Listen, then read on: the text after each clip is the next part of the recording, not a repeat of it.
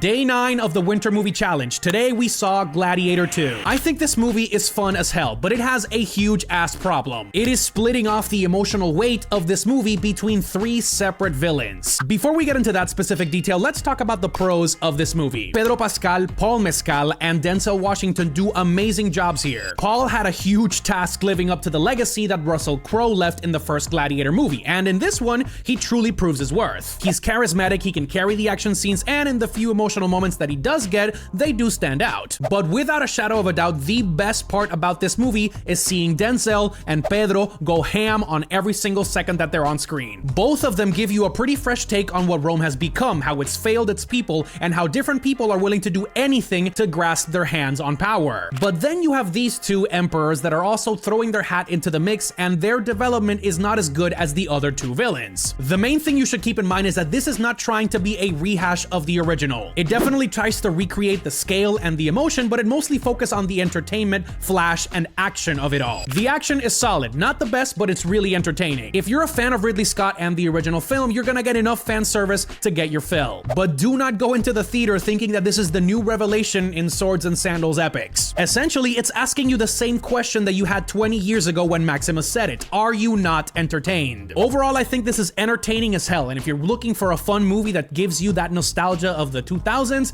this is it. So if I had to give it a rating, I'm gonna go with a 3.5 or maybe a 4 out of 5.